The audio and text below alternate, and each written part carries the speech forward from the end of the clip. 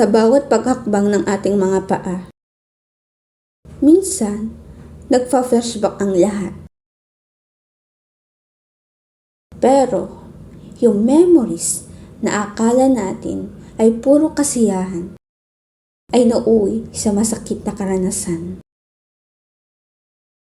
This is Kinsey Series, Episode 3, That All About Memories. Every time na kapag pumapasok ako sa school, bumabalik sa alaala ko ang mga karanasan ko. Pero wala na tayong magagawa kasi tapos na yun at hindi na natin maibabalik pa. At the present moment of my life, hindi ko alam kung na-excite pa ba ako o hindi sa tuwing sasapit ang March kasi sobrang memorable sa akin. Ang dami kong gustong ibahaging memories of mine.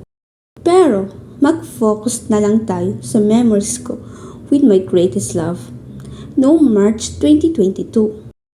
A memories 3 years ago na palagi kong babalik-balikan. Gaya ng sabi ko sa episode 2, nagkakilala kami ng greatest love ko sa RPW. It is around 10 o'clock midnight. Ako na lang ang gising nun. Tas ang kasama ko ay mga tulog na. Palagi kaming nag-uusap sa gabi. First call namin is noong March 13, 2022. Nakausap pa niya ang mother ko. Nagbiro pa nun ang sister ko na handa na siyang maging sister-in-law. Tinanong ko pa siya kung narinig niya ang sinabi ng kapatid ko. At doon nagsimula ang lahat na magkaroon kami ng call sign. Ako ang nagpasimula. Sabi ko noon, "Is my hubby blushing?" Siyempre, ako si kinikilig na babaita. Kinukwento ko ang lahat sa kaibigan ko. Nung nagpunta ako ng palengke kasama ang nanay ko, sobrang lutang ako. Nag-i-imagination kasi ako na kasama ko siya sa palengke. Dahil sa sobrang lutang, naiwala ko ang inabot sa akin na pamasahe. And guess what? Napagalitan ako ng nanay ko.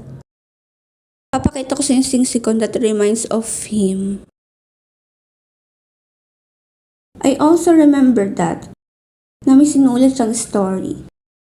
I attempt to search the story on the internet. But I failed. Nung sumapit ang last week ng March 2022, doon nagsimula na maging madalang ang pag-uusap namin.